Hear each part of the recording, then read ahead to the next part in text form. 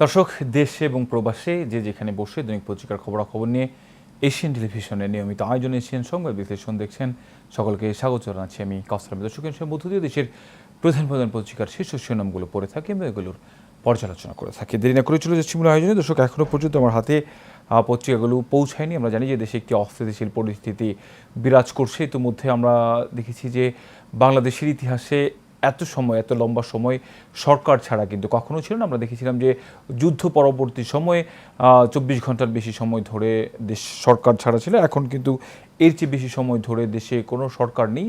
এই ফলে দেশে যে অস্থিতিশীল পরিস্থিতি রয়েছে, এর প্রভাব আমরা দেখছি সারা দেশেই পড়েছে। এর মধ্যে আমরা জানি যে আজকেই কিন্তু সেই অন্তর্বর্তীকালীন সরকারের শপথ।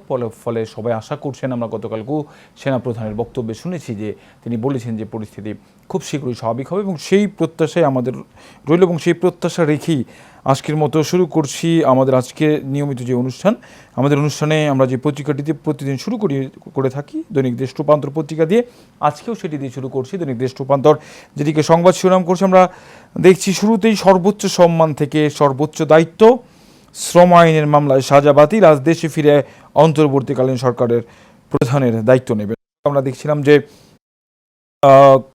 কয়েকদিনের আন্দোলনের পরে সাবেক যে প্রধানমন্ত্রী শেখ হাসিনা, তার যে দেশ ত্যাগ করার ঘটনা, সেই দেশ ত্যাগের পরে কিন্তু বৈষম্য বিরোধী ছাত্র আন্দোলন তাদের দাবি দেওয়ার পরিপ্রেক্ষিতেই ডক্টর মোহাম্মদ ইউনূসকে কিন্তু অন্তর্বর্তীকালীন সরকারের প্রধান হিসেবে দায়িত্ব দেওয়া হয়েছে। তিনি দেশের বাইরে থাকায় কিন্তু আজকে তিনি দেশে ফিরবেন দুপুর নাগাদ এবং দুপুর নাগাদ ফেরার পরে তিনি কিন্তু আজকে সন্ধ্যায় অর্থাৎ রাত 8টার দিকে শপথ নেবেন। এটি কিন্তু আসলে আমরা জেনেছি এবং সেই জায়গায় আমরা যে দেখেছিলাম, যেটিকে সংবাদ শিরোনাম করেছে দেশ রূপান্তর, সর্বোচ্চ সম্মান অর্থাৎ পুরো বিশ্বের মধ্যে সর্বোচ্চ সম্মান বলা হয় যেটিকে, সেটি হচ্ছে নোবেল পুরস্কার। বাংলাদেশে একমাত্র তিনি যিনি নোবেল পুরস্কার পেয়েছেন, ডক্টর মোহাম্মদ ইউনূস, যাকে গত 15 বছর বাংলাদেশ হয়তো বা ওইভাবে সম্মান জানাতে পারেনি, কিন্তু সেই জায়গা থেকে ডক্টর মোহাম্মদ ইউনূস কিন্তু সর্বোচ্চ যেই আসন রয়েছে বাংলাদেশের সর্বোচ্চ ক্ষমতার চেয়ে, সেখানে কিন্তু তিনি আসীন হবেন। এর আগে আমরা দেখেছিলাম তিনি কিন্তু নানানভাবে বাংলাদেশের যেই সমস্ত সিস্টেম রয়েছে, প্রক্রিয়াগুলো রয়েছে, এগুলো নিয়ে তিনি খুব জানিয়েছিলেন।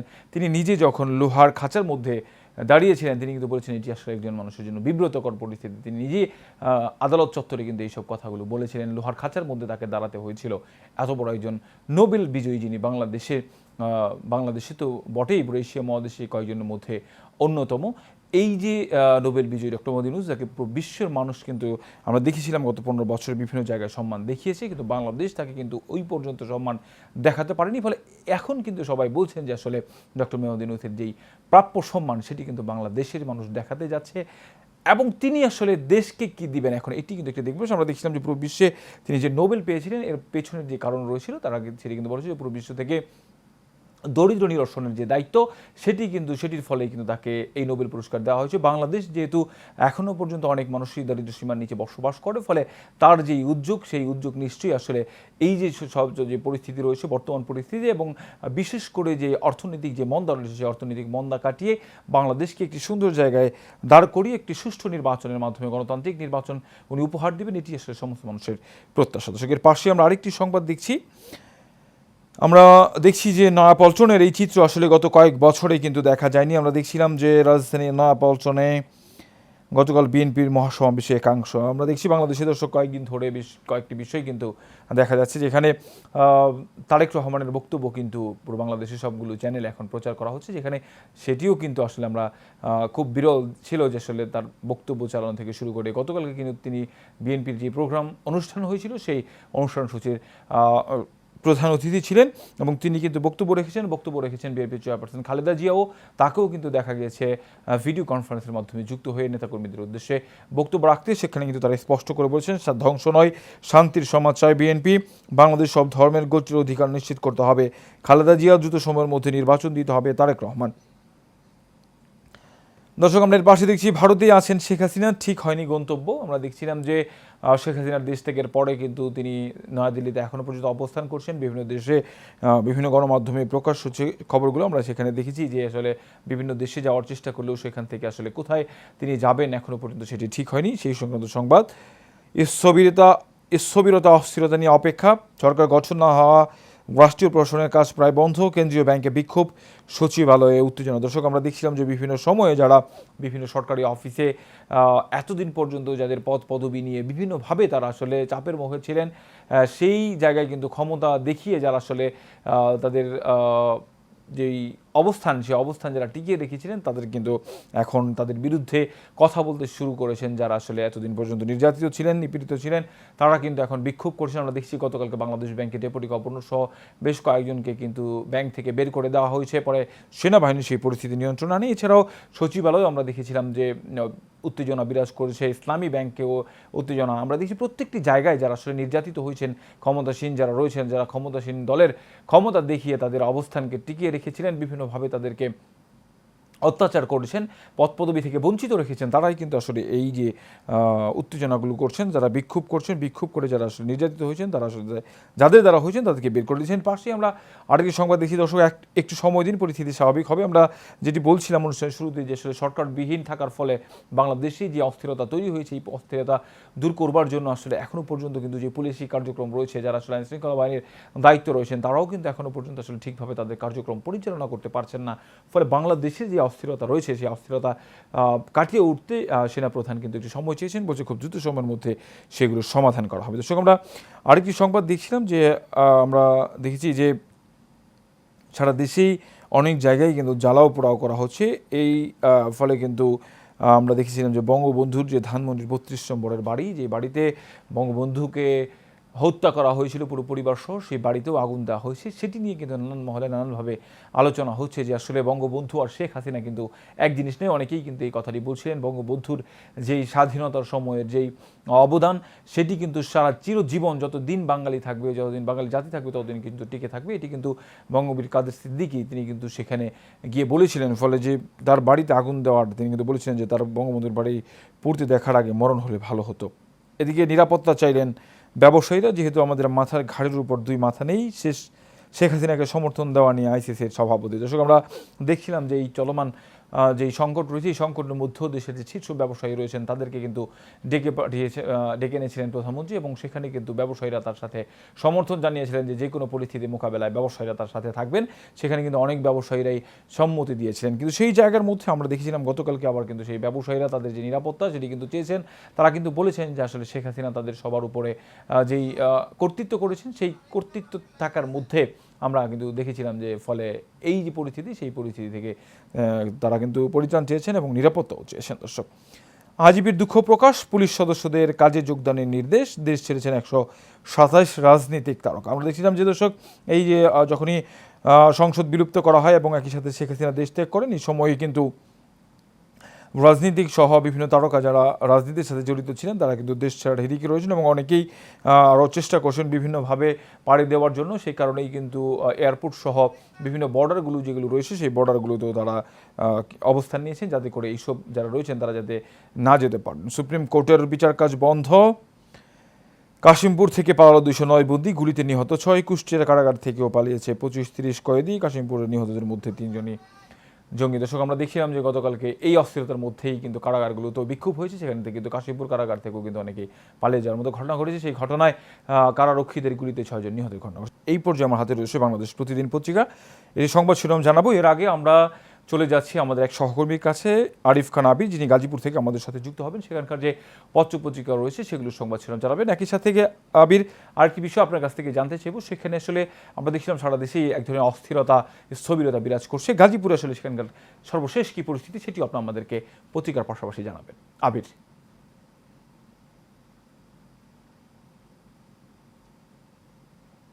জি, শুভ সকাল কাউসার। আপনি যেমনটি জানাচ্ছিলেন, দর্শকদের জাতীয় দৈনিকগুলোর যে শিরোনামগুলো, আমি এখন গাজীপুর থেকে প্রকাশিত দুটি দৈনিকের শিরোনাম জানাবো আপনার মাধ্যমে দর্শকদের। দর্শক, আমার হাতে রয়েছে প্রথমেই গাজীপুর থেকে প্রকাশিত দৈনিক গণমুখ। দৈনিক গণমুখে প্রধান শিরোনাম করেছেন, অন্তর্বর্তীকালীন সরকার শপথ নেবেন আজ, জানিয়েছেন সেনাপ্রধান। প্যারিস থেকে দেশের পথে ডক্টর ইউনূস, দুপুরেই ফিরছেন তিনি দেশে। রয়েছেন ৬.৫ বছর পর বিএনপি সমাবেশে বেগম খালেদা জিয়ার বক্তব্য, প্রতিহিংসা নয়, জনগণকে সাথে নিয়ে শান্তির সমাজ গড়ার আহ্বান তার। এছাড়াও রয়েছেন স্বৈরাচার হাসিনা জনগণের শত্রু বানিয়েছে পুলিশকে, বলেছেন বিএনপির ভারপ্রাপ্ত চেয়ারম্যান তারেক রহমান। এবং বিএনপি সমাবেশে বিএনপির যে মহাসচিব মির্জা ফখরুল ইসলাম আলমগীর বলেছেন, লুটকারীরা বিএনপির কেউ না। এটি নিয়েও একটি বক্স করে সংবাদ করেছে দৈনিক গণমুখ। এছাড়াও রয়েছে গাজীপুরের বিভিন্ন জায়গায় আনন্দ মিছিল করেছে বিএনপি নেতা কর্মীরা, এবং সেখানে তারা এই অন্তর্বর্তীকালীন সরকারকে স্বাগত জানিয়েছেন এবং আগামী 3 মাসের মধ্যে জাতীয় নির্বাচন দেওয়ার জন্য কিন্তু তারা দাবি জানিয়েছেন। এছাড়া আরেকটি সংবাদ তারা করেছেন যে পুলিশকে আজ সন্ধ্যার মধ্যে কর্মস্থলে ফেরার নির্দেশ দিয়েছেন আইজিপি। এছাড়া তারা আরেকটি সংবাদ করেছেন নজিরবিহীন বিক্ষোভ বাংলাদেশ ব্যাংকে। আরেকটি সংবাদ তারা করেছেন গাজীপুরের শ্রীপুর উপজেলা ছাত্র দলের শান্তি মিছিল করেছেন। উপজেলা ছাত্র দলের যিনি সদস্য সচিব রয়েছেন আমিনুল ইসলাম সরকার, তার নেতৃত্বে মহাসড়কের জয়নাবাজার এলাকায় এই শান্তি মিছিল এবং শান্তি সমাবেশ হয়েছে, যেখানে তারা বলছেন যে সকল বিশৃঙ্খলা রোধে এবং ধর্মীয় সম্প্রীতি বজায় রাখতে কেন্দ্রীয় ছাত্র দলের নির্দেশে কিন্তু তারা এই শান্তি মিছিল করেছেন। তাছাড়া আপনি আসলে যেমনটি বলছিলেন যে পুরো দেশের মতো কিন্তু গাজীপুরে এক ধরনের অস্থিরতা বিরাজ করছে, কিন্তু গত কয়েকদিনের তুলনায় কিন্তু গতকালকে কিন্তু গাজীপুরের পরিবেশ কিন্তু অনেকটাই শান্ত রয়েছে। তবে কয়েকটি জায়গায় কিন্তু আমরা চুরি ডাকাতি এই ধরনের ঘটনার কিন্তু খবর পেয়েছি। যেমন গতকালকে রাতে টঙ্গীতে প্রায় 20টি জায়গায় হচ্ছে আপনার ডাকাতি হয়েছে, এরকমটি কিন্তু শুনেছি। অথচ যেহেতু আইন শৃঙ্খলা রক্ষাকারী বাহিনীর সদস্যরা এখনো কর্মস্থলে ফেরেননি, যার কারণে কিন্তু আপনার এক শ্রেণীর সুবিধাভোগী অর্থাৎ হচ্ছে যারা অপরাধী রয়েছেন তারা কিন্তু সেটি সুযোগ নিয়ে কাজে লাগানোর চেষ্টা করছেন। তবে কিন্তু আমরা দেখেছি যে বিএনপি নেতা কর্মীরা কিন্তু আমরা গতকালকে রাতে দেখেছি কিন্তু বেশ কিছু জায়গায় তারা কিন্তু পাহারা বসিয়েছেন এবং সেখানে ছাত্ররাও কিন্তু সাথে রয়েছেন। অর্থাৎ হচ্ছে সকলের ঐক্যবদ্ধ ভাবে কিন্তু হচ্ছে এই অপরাধকে নির্মূল করার জন্য কিন্তু তারা আপনার কাজ করেছেন। আমরা কথা বলেছিলাম যিনি আপনার উপজেলা বিএনপি আপনার সাধারণ সম্পাদক রয়েছেন আখতার আলম, তিনি বলছিলেন যে সকলকে সাথে নিয়ে তারা কিন্তু এক ধরনের আপনার শান্তি বিরাজ করার জন্য কিন্তু তারা পাহারা বসিয়েছেন। এবং আমাদের গতকালকে কথা হয়েছিলেন গাজীপুরের জেলা প্রশাসক আবুল ফাতেহ মোহাম্মদ শফিকুল ইসলাম সাথে, তিনি জানিয়েছিলেন আজকে যেন সবগুলো থানায় পুলিশ সদস্যরা যোগ দিতে পারেন। এবং পাশাপাশি যেহেতু পুলিশ সদস্য থানায় নেই, সেক্ষেত্রে কিন্তু উপজেলাতে যিনি উপজেলা নির্বাহী অফিসার এবং সহকারী কমিশনার ভূমি, তারাও হচ্ছে নিরাপত্তার কারণে কিন্তু হচ্ছে কর্মস্থলে ফিরতে পারেননি। আমি কিন্তু একটি আজকে আমার কিন্তু দিকে হচ্ছে যেহেতু সময় পুলিশের একেবারেই পাশাপাশি কম, ফলে আপনার কাছে একটা জিনিস জানতে চাইবো, সেটি হচ্ছে আপনি বলছিলেন যে আসলে ডাকাতির যে ঘটনা আমরা দেখছিলাম যে ঢাকা শহরেরও বেশ কিছু জায়গায় কিন্তু মাইকিং করে এবং ঢাকার আশপাশের এলাকায় মাইকিং করে কিন্তু ডাকাতির যে ঘটনা সেটি কিন্তু বিভিন্ন মানুষকে সতর্ক করবার চেষ্টা করা হয়েছে। তো আপনাদের ওইখানে আসলে সর্বশেষ যে কী পরিস্থিতি এবং আপনি যে এলাকাতে অবস্থান করে থাকেন সেখানে আসলে কী পরিস্থিতি সর্বশেষ পরিস্থিতি সেটি আমাদেরকে জানাবেন। আচ্ছা, এখানে আমরা যেটা দেখেছি গাজীপুর যেহেতু একটি ভাসমান এলাকা, এখানে যারা কর্মহীন হয়ে পড়েছে এদের অনেক মানুষই কিন্তু গতকালকে মানুষ হাতে নাতে ধরেছে। তো তারা বলছিলেন যে তারা কর্মহীন হয়েছে, যার কারণে কিন্তু এই ডাকাতির কাজে তারা নিজেদের এদের লিপ্ত কোনো করেছেন। রাজনৈতিক এবং পরিচয় আছে কিনা পাশাপাশি আবির? রাজনৈতিক কোনো পরিচয় আছে কিনা এদের? না, তাদের এখন পর্যন্ত কোনো রাজনৈতিক পরিচয়ের কিন্তু কোনো তথ্য পাওয়া যায়নি।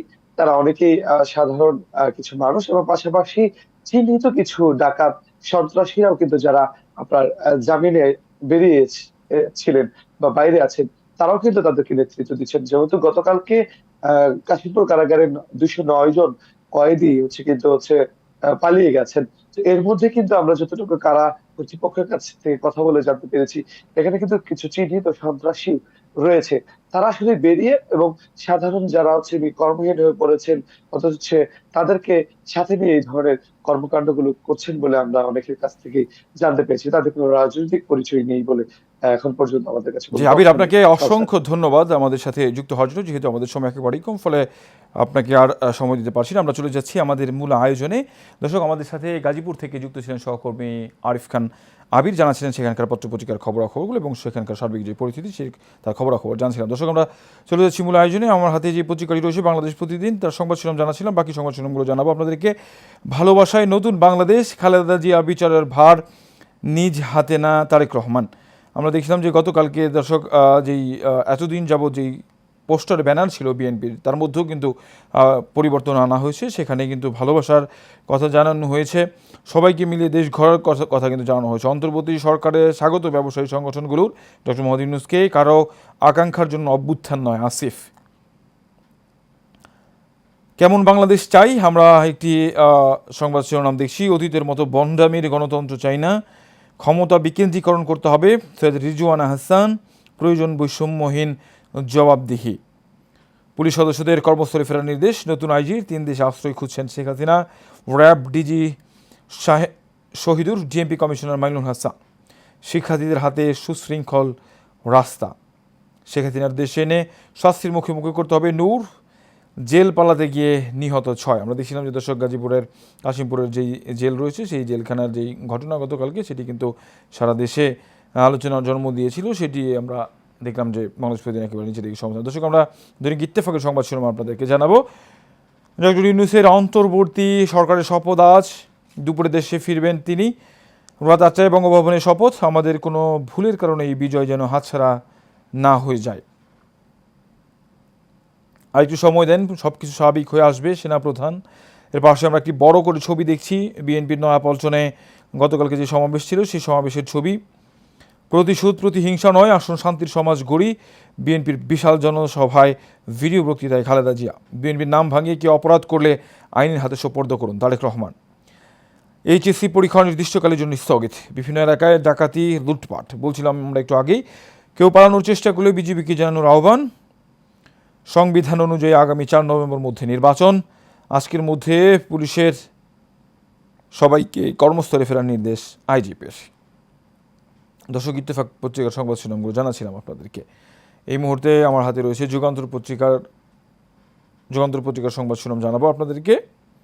ডক্টর মোহাম্মদ ইউনূসের নেতৃত্বে 15 উপদেষ্টা অন্তর্বর্তী সরকারের শপথ আজ। বঙ্গভবনে দরবার হলে রাত 8টায় শপথ অনুষ্ঠান, উপস্থিত থাকবেন বিভিন্ন শ্রেণী পেশার 400 মানুষ। নয়াপল্টনের সমাবেশ, ভিডিও বক্তব্যে খালেদা জিয়া, প্রতিহিংসা নয় শান্তির সমাজ চায়। জাতির উদ্দেশ্যে ডক্টর মোহাম্মদ ইউনূস, ভুলের কারণে বিজয় যেন হাতছাড়া না হয়। সেনাবাহিনী নিয়ে গুজবে কান্না দেওয়ার আহ্বান। শিক্ষার্থী নির্যাতনে চাপ উচ্ছৃঙ্খল পুলিশের, বিএনপির বাধাহীন সমাবেশ যেন জনসমুদ্র, ভেঙে পড়েছে নগর সেবা। রাতের আধার নামতেই ডাকাতি ছিনতাই, মায়ের সঙ্গে সেফ হাউজে দেখা করলেন পুতুল। দর্শক, আমরা বেশ কয়েকটি পত্রিকার সংবাদ শিরোনাম দেখছিলাম এবং একই সাথে গাজীপুর থেকে যে প্রকাশিত দৈনিকগুলো রয়েছে তারও সংবাদ শিরোনাম আপনাদেরকে জানাছিলাম আমাদের এক সহকর্মীর মাধ্যমে। দর্শক, সবগুলো পত্রিকার মধ্যে যেই বিষয়টি উল্লেখযোগ্য ছিল সেটি হচ্ছে যে আজকে যে অন্তর্বর্তীকালীন সরকারের শপথ, সেই শপথের সংবাদ এবং একই সাথে বিএনপির যে সমাবেশ জনসমুদ্র, সেই জনসমুদ্রের ছবি এবং বক্তব্য সেখানে তারেক রহমান এবং একই সাথে খালেদা জিয়ার যে বক্তব্য, সেই বক্তব্যকে কুট করে সংবাদ শিরোনাম করা হয়েছে। এবং একই সাথে যে বাংলাদেশের যে এই মুহূর্তে চলমান যে অস্থিরতা রয়েছে সেই অস্থিরতা নিয়েও অনেকেই কথা বলছেন যে খুব সহসাই এটির সমাধান হবে, সেটা প্রধানও বলেছেন। এবং আমরা দেখেছিলাম যে গতকালকে পুলিশের দায়িত্ব নেওয়া IGP, inspector general of police, তিনিও কিন্তু বিষয়টি স্পষ্ট করেছেন যে পুলিশ দায়িত্ব নেওয়ার পরে পরিস্থিতি দ্রুত সময়ের মধ্যে স্বাভাবিক হবে। এবং আমরাও সেই প্রত্যাশাই করব যে আজকে শপথ নেওয়ার পর সেনাবাহিনী, আইনশৃঙ্খলা বাহিনী, পুলিশ সহ আনসার সবাই যারা রয়েছে, বিজিবি, সবাই মিলে সম্মিলিতভাবে বাংলাদেশের যে কাঙ্ক্ষিত লক্ষ্যমাত্রা, যেই লক্ষ্যমাত্রা নিয়ে যেই জনতার স্রোতে জনসমুদ্রে বৈষম্য বিরোধী ছাত্র আন্দোলনের যে আন্দোলনের পরিপ্রেক্ষিতে যেই বৈষম্য বাংলাদেশ থেকে দূর করার যে পরিকল্পনা, সেই পরিকল্পনা বাস্তবায়ন হবে সেই প্রত্যাশা রেখে শেষ করছি দৈনিক পত্রিকার খবরাখবর নিয়ে এশিয়ান টেলিভিশনের নিয়মিত আয়োজন এশিয়ান সংবাদ বিশ্লেষণকে দেখা হবে একই জায়গায় একই অনুষ্ঠান পর্যন্ত। ভালো থাকবেন, সুস্থ থাকবেন, ধন্যবাদ সবাইকে।